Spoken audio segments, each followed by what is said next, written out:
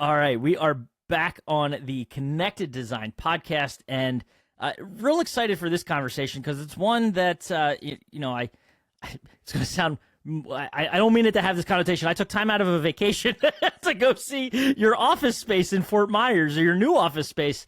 But it was an awesome experience, and I was excited to be able to do that. It was fortuitous for us that I was vacationing somewhere. There's the language I want to use. Fortuitous for us that my vacation was somewhere I could be close to your new office there. Mr. Steve Weber, CEO and president of Liaison Technology Group. Thank you for joining us this week on the podcast. Oh, Rob, I really appreciate it, and thank you for stopping by our place. I wish I had been there to show it off because I'm passionate about our places and our business, and it's just, I get energized by showing people stuff. So I'm glad you were able to go by and experience, or at least the preliminary part of it, because you did see there's construction going on. Heck yeah, and we'll dive into it. But I did tell Brad while I was down there, that's kind of like the stage I love to see it in, because that's the work being done, right? Like that's the stuff we love, is to see the nitty gritty and kind of behind the walls, if you will, of what's happening in a space. Yeah, and when you're building on a space, there's two things that can kind of hold it up. One is that you got projects that you got to get done because that's what pays the bills, right? Yep. It's the old cobbler's kids, right? And, the cobbler's kids don't have shoes, and our place doesn't have working audio. We got to get the customers. And then the other thing too is, as I'm creating a space, and I'm not really a creative, right? I have to work on being creative, but I have to feel this space as we build it out. And so I get into it. Some of it's done. I'm going, okay, I feel this. I think we need to do this. And I'll have somebody else come through it like you and say, and they'll give the ideas. Have you thought about this? Or, hey, I saw this other dealer do this, right? If we have everything all designed out, then we can't use suggestions by other people on that. So it makes it for a slower process, but it works. In the end, we're usually pretty happy with it. Oh, that's awesome. And I look forward to diving in deeper, but I want to start by giving you a chance to introduce yourself to our audience. And because you've got your background, and I know you guys just published a blog not too long ago about kind of your background. And I don't want to spoil anything. I want to give you the chance to talk about it, but it's such a unique story that's why I was most looking forward to having you on the podcast, to be quite honest. Yeah, it's been an adventure, and yeah, I mean, I've got an interesting past, and most people kind of look at me once they find out my past, and they kind of look at me cross-eyed, going, "What? You gave a what?" And so, yeah, but and I normally just don't advertise that. There's a lot of different reasons not to, but I'm not ashamed of anything. It's just sometimes it can be intimidating to people. And I don't want people intimidated. I'm just an average, everyday guy, just like, everybody else. And so I don't want any of that to influence any conversations that I have with people. But yeah, I mean, I started my career in medicine as a general surgeon, and I loved it. It was great. But I built my career that I was going to do something else before the end, right? I was going to have some people call it second half, right? And, you see that in a lot of professions, but in medicine, people go, well, you went through all that training, and why would you give that up? And, well, I'm no different than somebody else who starts with one company, moves to another one, or changes careers. It's, I wanted to do something in the business world. And although I did a lot of stuff in medicine and the business end of it, I wanted to do something more that was strictly in business and not related to medicine. So I built my career and path to do that at a point. Obviously, if you can't wait until you're in your 60s or 70s to make that transition. So you got to do it when you're still got a lot of energy. And the timing was right. Medicine was changing. And I made the leap. So why custom integration? Because that's also, I mean, the medicine to tech is a cool story to begin with, but then I know you have a unique story as to why specifically the custom integration space is what attracted you to that new career arc. Yeah, I mean, I've always been very technology minded. Even in medicine, I pushed the envelope in a lot of technology stuff. And I was building a house out in Colorado, putting in a restaurant system, hired a company out of Denver, not knowing much about the industry at that point. And no, I wanted to control things and be able to see it with cameras and, you know, turn up the heat and do all the things that, you know, we can provide through the integration channel. And I hired a small company out of Denver, and they just weren't able to do it. You know, sure, they could procure all the parts, but we've heard this story, you know, they couldn't get the programming done. So I went back to my Crestron rep, or I found out who the Crestron rep was, and I say, look, guys, these guys aren't able to do, you know, complete this project. It's been going on for 4 years. I mean, Wow. that's how patient I was with it. I wish my clients, when we have bugs, would be that patient, right? It might be a week or two or something like that, but 4 years, you know, I wasn't living there full time, so it was easy. But every time I was out there, I had a programmer sitting at my kitchen table, you know, programming it. And so I went back to Crestron and they said, look, let's help you with this. We'll get it through it. And they still weren't able to do it. And I just went back and I said, look, we need to find a better path. I can't work with these guys. And they gave me the name of 3 companies, which is their policy. I contacted them, found the guys I ended up taking on, and they came into our house and, you know, basically in 2.5 days of work, we're able to finish the system what the other guy couldn't do in 4 years. Wow. So I said, okay, there's something different here. Let's find out what it is. And everybody that's on this podcast that's in our industry understands that, right?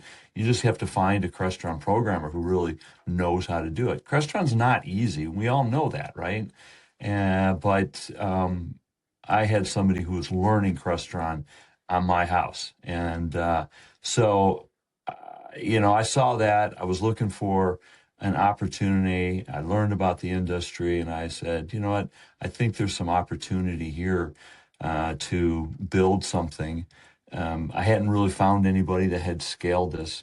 Yeah, there was companies who had 1 or 2 locations within a city, but nobody at that time had multiple states, multiple locations. And it was, okay, how can we figure this out and scale this? What are the processes we have to put in place? What's the software that's needed, you know, to do that? And that's how it all started.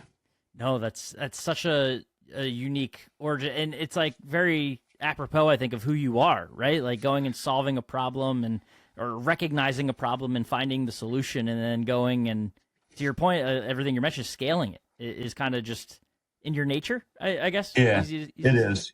Yeah. Yep, I'm a builder and a fixer by nature. I like to fix things and I like to build things. And so I saw at least part of the industry. I don't want to paint the industry as totally having problems, because I have met a lot of great people and great companies, and know that they're people that know how to do it right. And so um, you know, but there is a segment of the population, and most everybody calls them trunk slammers, right? Yep. They take on projects bigger than they should. And, you know, so I saw something that could be fixed, and I saw something that hadn't been scaled. Sure, I could go out and buy, you know, a couple of McDonald's franchises, right? But I'm being told this is the way we do it, and this is the way you're going to do it. I'm not one to take orders very well. And so for me to have to dance to somebody else's song, it doesn't work. I want to create my own song Yeah. and, you know, create the best one out there and build from it there. So that's what we've been doing. What's the most surprising thing you've learned about this space or this industry? Oh, wow. Great question. You know, although the business principles are the same, right? How do you run your books, right? What's your accounts? What are your KPIs? How do you track that stuff? How do you track labor? The things that Vital is teaching, right? Yeah. Vital's great. Matt Bernath, I mean, what he's doing with that, those principles, that can be extended to any industry, right? But when you get down into the people factor and actually doing the integration and finding out what works and what doesn't work together, it's not cookie cutter. You know, everybody on this call understands that. Everybody understands what, they go through the various things. And I could go through a laundry list of manufacturers of like, oh yeah, we remember when this happened and this happened and this happened, right? Yeah. We all feel that pain. So I would say that's probably the biggest obstacle and problem, and that everybody's working on. Yeah. Um, and like I said, there's a lot of great people and the passion that's out there for what we do. That's just really, it helps me when I go to our meetings and meet other people and just to hear the passion about it. So those are, That's I think that's an awesome answer, and it kind of like I think lends itself to just prove just how difficult like it. And I think you'd agree, difficult in terms of trying to do what you're trying to do with Liaison, right? In terms of scaling, because it isn't cookie cutter. Markets are different, projects are different, types of homes are different. So I want to give you a chance too to talk a little bit about your approach to that and growing and expanding, because you guys, you're in a bunch of quite a few different markets at this point, right? I know Florida, like up Chicago. yeah, Where are you guys? yeah, sure. Yeah. So we're in Colorado. Our states are Colorado, Illinois, Tennessee, and Florida, Yep. and some Texas. We don't have a strong presence there yet, but and then we've got multiple cities. Yep. Florida alone, we have now 5 cities in Florida on the West Coast. We pretty much have something from Marco Island all the way up to north of Tampa. Nothing on the East Coast, but the West Coast we do. I've picked our markets for several reasons, right? One is you need to go where the money is, right? So a lot of our markets, you look at our markets, you say, oh, those are places where there's nice residents and the higher end clients live there.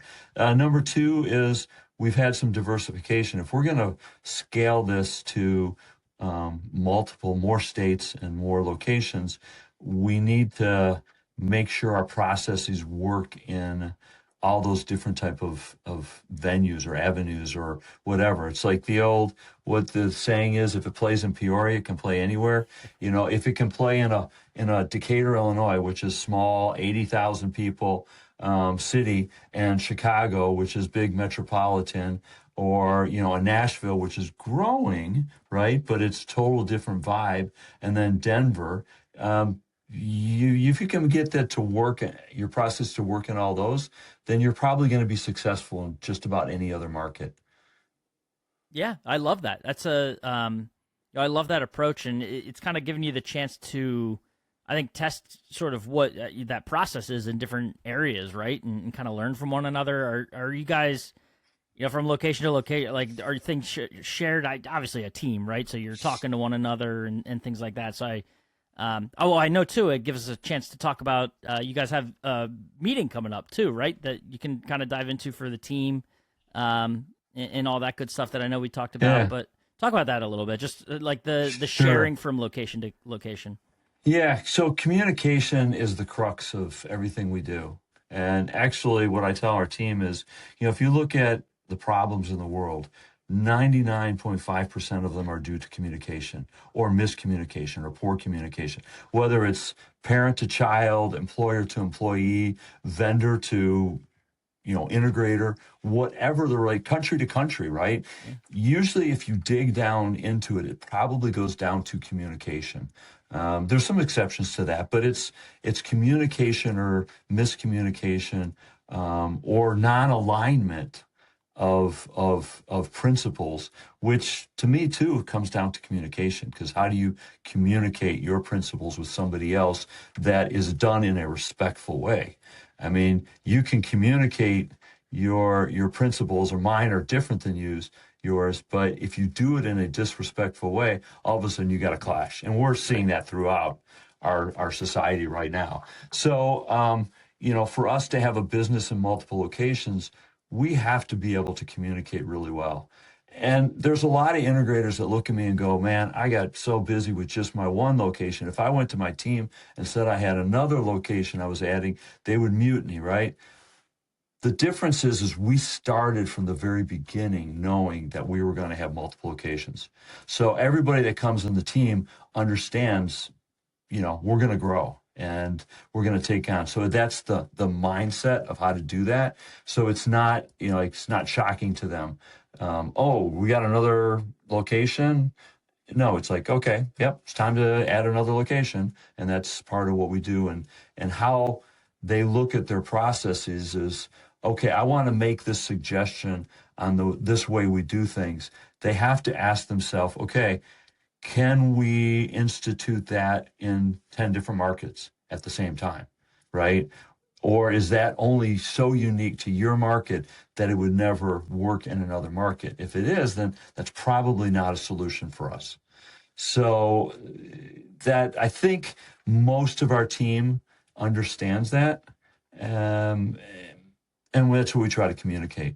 No, that's all. And I think that shows too. I like you talk about communication is not even just department to department. It's really I've seen this. It stops along the way as well. It's set from the top down, right? Like if leadership can communicate well to the rest of the team and sort of set the tempo, right, for kind of how things are going to run and the strategy, the mission, and all that.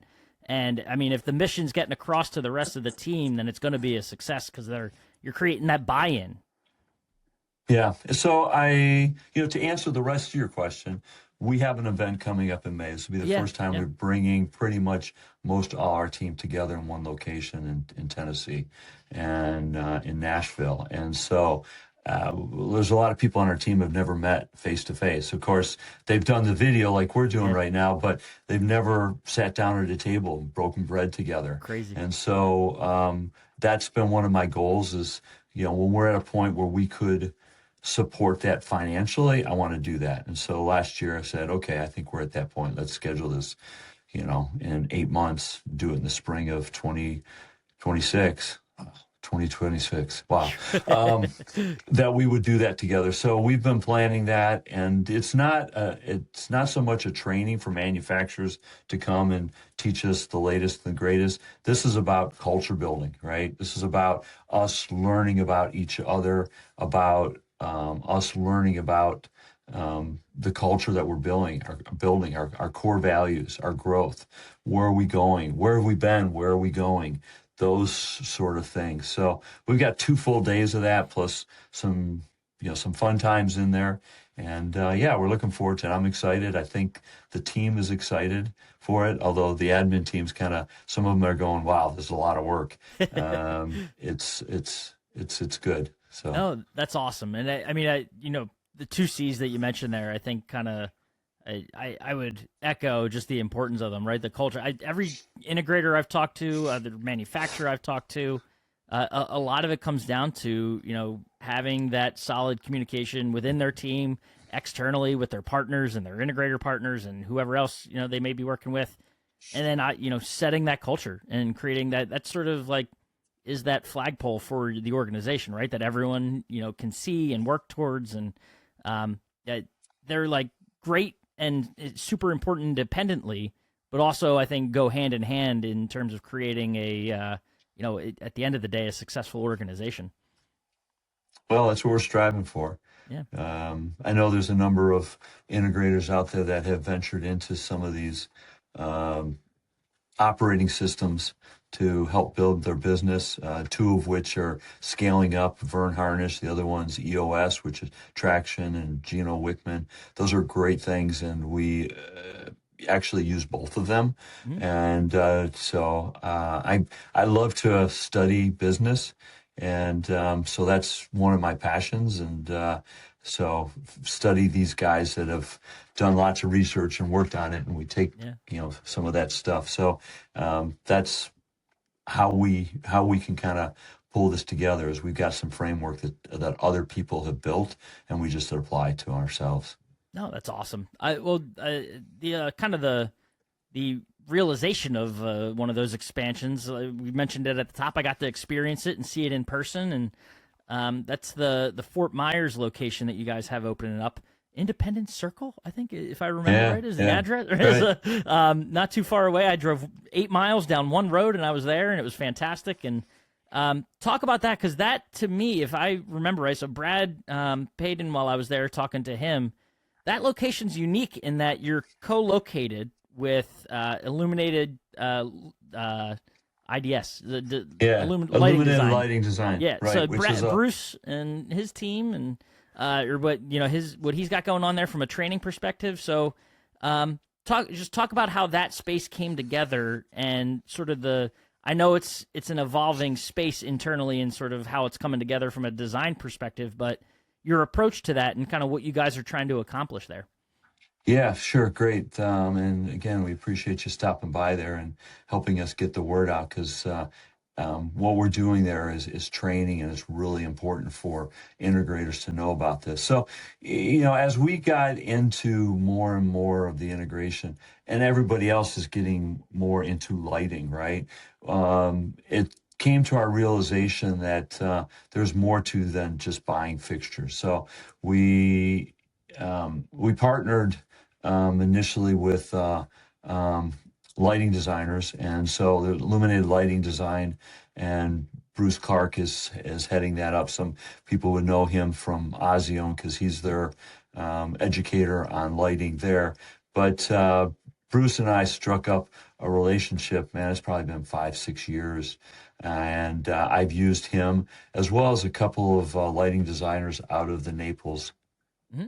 Fort Myers area, and the three I introduced the three of them. They came together under one company, Illuminated Lighting Design, and so as we were looking at spaces, they were looking for a space. So we felt it was just it was good to bring them into that same. It's separate, but yet it's together, right? Yeah. The other thing too is that as we've gotten into lighting, and as the lighting designers have been doing more projects for integrators, because they don't just work for us, they work for many different integrators out there.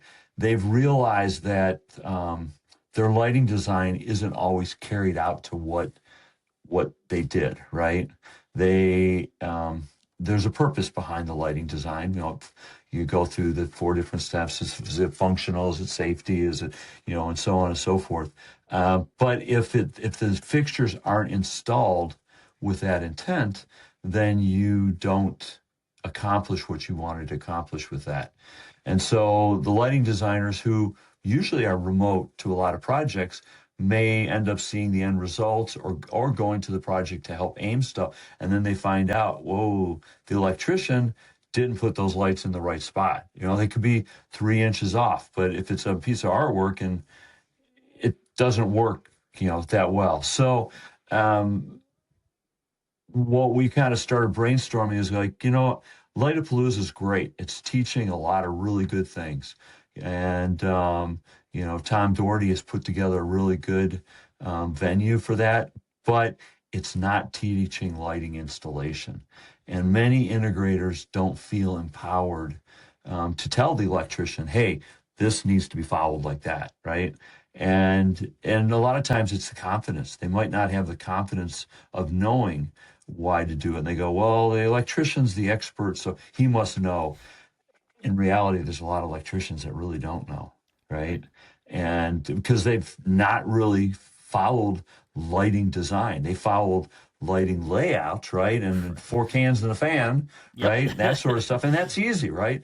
But when you really have a lighting design and you have a lot of linear lighting, there's a lot. So we started brainstorming, what should we do? So we came up with the idea of, let's teach and make it available and come up with curriculum to show people actually how our fixtures installed. So we, along with Illuminated Lighting Design, Kaleidolight, and Integrated U, which is Yep.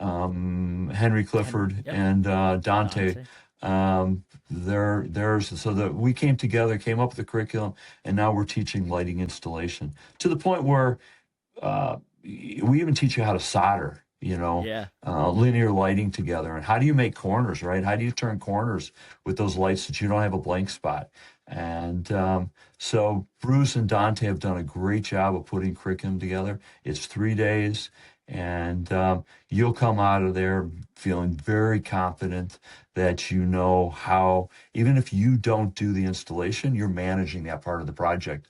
And how do you hold that electrician or whoever's doing the installation accountable? So Yeah. 3 days, hands-on experience. It's manufacturer agnostic, although we have to have fixtures to show. So manufacturers that have stepped up to the plate have given us donated equipment to teach on, of course, have exposure, but it's really about the installation and best practices of that. Yeah. So And when you say the cool thing about it, and not that you're underselling it by any means, because everything you're saying is like incredible and important for the space to understand. But that space, like there are, I think, over a dozen, 16. I could be wrong on the number, but like live areas to do this work. I mean, there's yeah, workbenches. There's like the it looks like designed with like 2x4s, but like structured to be like a ceiling where a can move, and you got all the different ways to mount, and it's in front of pictures, so you can do it like it's in front of artwork and see the impact of that. Like this is not education in the sense of sitting down and watching videos or hearing presentations. There is some of that. I know there's tables and a projector for that if and when it's necessary. But I mean, this is hands-on education and training for those that are there. yeah. So that's how then we came up with the name dojo, because dojo is a martial arts hands-on experience, right? You go to the dojo and you're doing martial arts, you're learning how to throw a punch by throwing a punch, right? You're not watching somebody, you're actually doing it, and you see the results of it, and then you can improve on it every single time. So that's why we called it the dojos, because we want people to actually be experiencing it. So yeah, so we came up with some training modules. I say I use that term loosely. It was mainly Bruce and Dante, and I gave some feedback, but those guys are the ones that really brainstormed it. But it has to do with both downlighting as well as linear lighting and the effects of that. And so, we have different surfaces, so you can see how the linear lighting, if it's farther back and, on a different surface, and even, good lighting versus bad lighting. Yeah. So, Well, that yeah. name, I joke about this, but that name dojo too. I could see Bruce wanting there to be actual fights in that space. I wouldn't put it past him to like be handing out black belts and having people break 2x4s with a fist. But no, I love him. He's a great guy, but like really an exciting space too. Now I know there's more there too. You got like the living room area that's being developed, and a bedroom showroom. There's a home theater in there. But that kind of co-locating, is that something do you plan, or without thinking out too far ahead in terms of the business for you guys, but like is that a model you could replicate at other new locations or plan to? Yeah, and actually, we've done that in other locations to an extent. So often our showrooms sit vacant, 70% of the time, right? And there's a lot of integrators say, yeah, it's not worth the money. We don't have the traffic.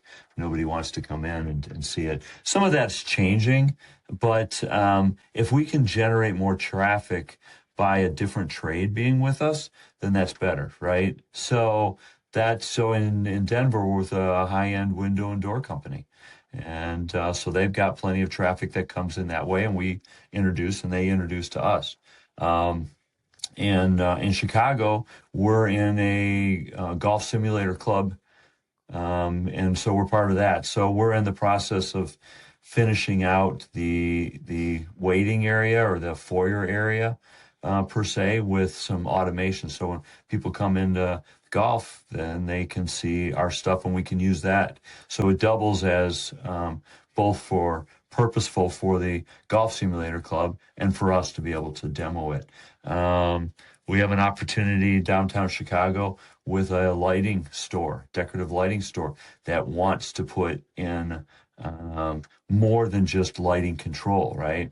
And so we are in the midst of designing out with them, space with a theater, a conference room, and a lighting lab, right? And we could talk about what we mean by a lighting lab, but so we always try to build a relationship with somebody with related industries or building of some sort that we can cross pollinate with clients I on that. That's awesome to hear. Number one, it makes it a cool experience for you and the partner that are in there, and can kind of share the space and for clients that might come through. I have to imagine too, and this was something Brad told me while I was walking through the space. Is I mean, there's something to you mentioned it. This being kind of like renovating your home, and you're busy with other projects, so that's what kind of extends the time of what you expect from a finish date for this. But a good problem to have, right? But it also, the thing he mentioned was how this like you're installing so many different types of lighting, which is not what you would do in a home. So it's almost like stress testing your team for like what they're capable of accomplishing in a project, to where this might be the most difficult thing they work on ever by the end of it. And so they go into a home, and by that point, it's easy to them. Yeah, no, you're absolutely right. With the lighting in our experience center, we want to show good lighting versus bad lighting. Some of this is patterned off of what we learned.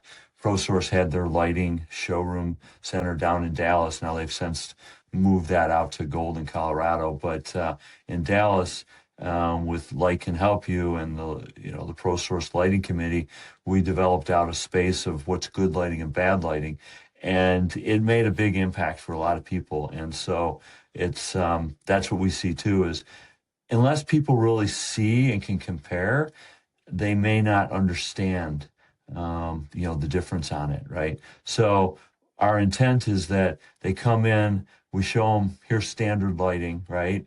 And then we start showing them what real lighting design by introducing the different layers of light. And most everybody has heard those terms before. And then you bring them back to what it was. And they then realize there's a sharp contrast to that. And they go, okay, I get it. I like to say it's going into a Days Inn lobby or going into a Marriott Renaissance or high-end hotel, right? There's clearly a difference. Yes, the finishes that they use, maybe the flooring and the countertops and drapery and stuff is different, but really a biggest difference is the lighting.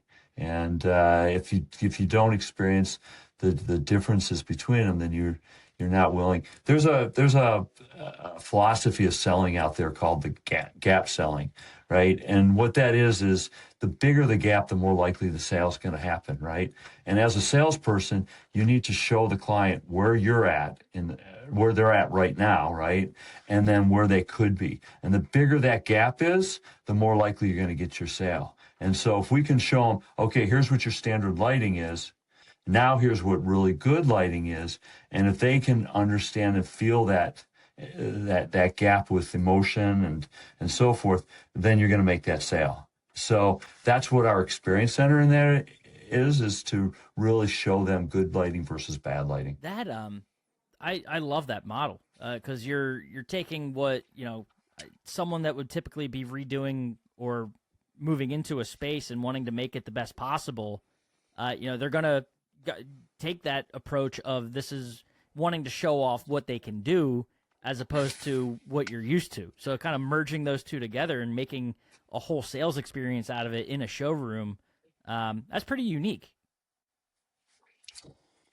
Well, I mean, it might be, but I haven't invented any of this stuff. I'm just taking good business principles and selling principles and applying it to our industry. That's all I'm doing. No, that's awesome. Well, this is a cool story to follow, Steve. I appreciate you taking the time and sharing it with us, and again, opening your doors and allowing me to come in and kind of see you guys in process, right? Not that finished product, because that's like I said at the top. That's where it's exciting to me to get in there and see sort of how things are being built as well. So by the time it is done, and I get in there again and kind of get to see that finished product and that finished experience, it's going to be unique for me, I think, to go back and look at what it was and what you guys were able to accomplish down there in Fort Myers, let alone kind of what you're doing from an expansion standpoint as well. So it's just a unique story, and one I thank you for sharing with us. Well, I appreciate the opportunity. I hope you saw some of my passion through, my dialogue with you. But yeah, I'm passionate about what we do. I'm passionate about Liaison and the team and where we're going. So I love to have the opportunity to share it. So thank you.